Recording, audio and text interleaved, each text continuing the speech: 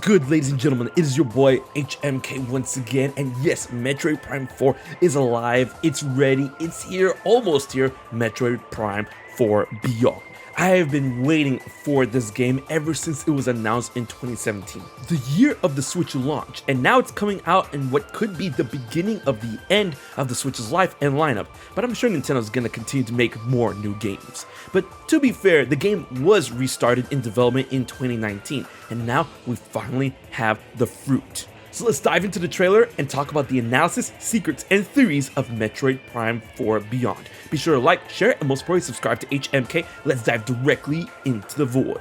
The game takes place during Cosmic Year 20X9, which definitely puts it after all the other Prime games, obviously, but it seems that it could also take place after Super Metroid, which takes place in Cosmic Year 20X7, but this was supposedly be before Metroid Fusion and Metroid Dread. Man, Nintendo really needs to get a timeline going. Samus arrives at an unknown planet that has a Galactic Federation research facility on site. Why is she there? Well, obviously it's to a distress signal because the space pirates beat her to the punch. But man, can I say this game looks amazing. Definitely taking cues and refining the gorgeous style and upgrades from Metroid Prime Remastered. I gotta hand it to Retro Studios making this work on the Nintendo Switch. There is speculation that the footage here is actually running off the Switch successor, but from what I gather in playing Prime Remastered and what we see here, this is definitely off the OG Switch. However, I do believe given the release year of this game and the incoming reveal of the Switch 2 that this game will have a cross-gen release. As Samus gets off her gunship, you can see that the planet is definitely getting raided by space pirates up in the sky. They're after something. What could it be this time? Well, I got a couple ideas for later. Samus looks absolutely stunning. You can tell that her various suit this time around is a bit more streamlined with adjusted dimensions in parts of her suit as well as separation of plates to possibly afford greater mobility, perhaps a tell of her incoming new abilities in this game.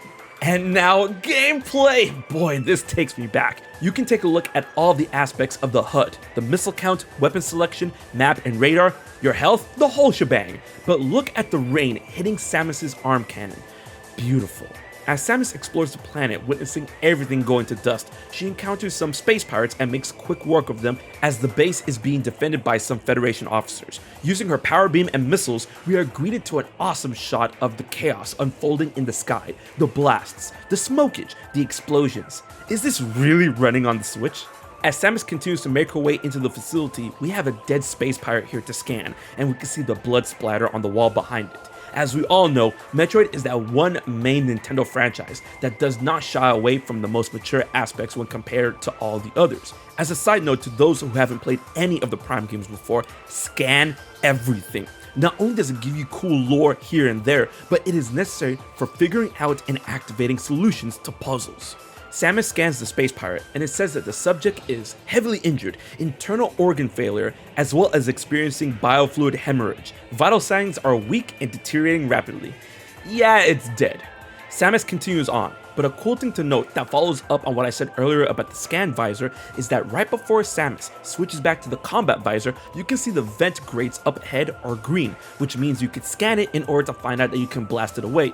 Now, this may seem obvious to many, not all, but many. This is actually a very good way for new players to understand what can destroy what, as there will be walls and objects that you encounter that will be made of very specific material that can only be destroyed by a very specific attack, such as the power beam, missiles, or whatever else weapon upgrades you encounter, so be aware and scan everything to know what stuff is made out of. After blasting away the grate, Samus assumes Morph Ball mode in order to enter the compound, where you can see space pirates trying to get in on their own using a bomb to blast the door, which actually works. As Samus continues to watch the action unfold in Morph Ball mode, you can see that there are Federation officers attempting to hold the pirates at bay, while some researchers are wheeling away some sort of thing. It looks like an artifact or a core of some kind, possibly that of Chozo origin, because it always is. This could be what the pirates are after. Hey look, an energy tank! Make sure to grab it. As some more space pirates drop in, literally, Samus dukes it out with them using the staple Prime lock-on and Strife combat. But now, lock in because we get to the money. A force busts open what looks like to be a weapons depot of the facility, and here we have a couple of space pirates, who looks like to be some Metroids, more on that later, and a menacing figure. That's right, Silex.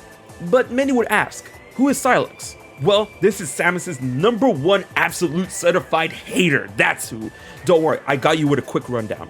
He's a bounty hunter who first appeared in Metroid Prime Hunters, which takes place between Metroid Prime 1 and 2.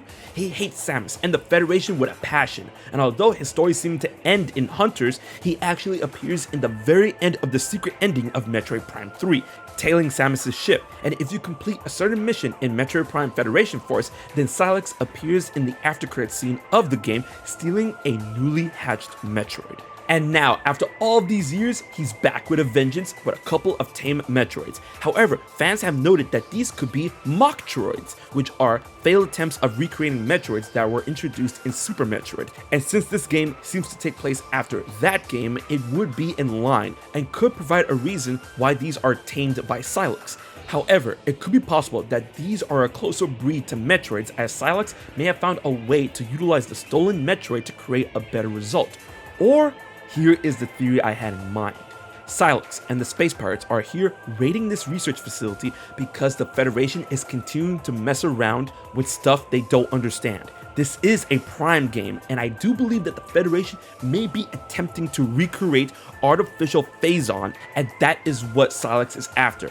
Although Planet Phase was destroyed in Prime 3 and that the Phazon story is over, I still believe that this new synthetic Phazon could play a pivotal role in the game, as Phazon is too good of a source of volatile energy and weaponry to simply lay to rest by the Federation, as their past actions have shown, and that if they're truly making bootleg Phazon in the bathtubs of this place, then it could be possible that this is the key that Silex needs to complete his Metroid replication program and possibly create a new Metroid Prime.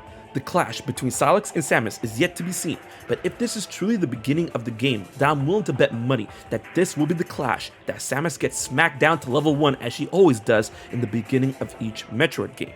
We are then greeted by the logo, Metroid Prime 4 Beyond, with a purple symbol in the background resembling that of a black hole singularity. Nice. And ending the trailer, we get some beautiful music and a gorgeous shot of a planet for Samus to explore.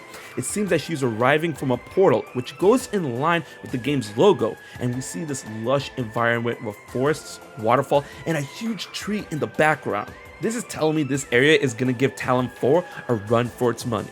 It's still unknown if this is truly the planet that the research facility is on or a different planet. As we see the tree, we finally get the release year of 2025. But if you notice in the background, we can see light falling from above. Now, due to the perspective, this can either be aspects falling from space or falling off the great tree itself. I honestly cannot wait to explore this area, and I hope that in line with Prime 3, that there's going to be multiple planets to explore. And there we have it. What did you think? Did I miss anything? Tell me about your hype in the comment section below for Metroid Prime 4 Beyond. You can definitely expect more videos on this game on the channel moving forward. So until the next one, be sure to like, share, and most importantly subscribe to HMK. I will check you guys later.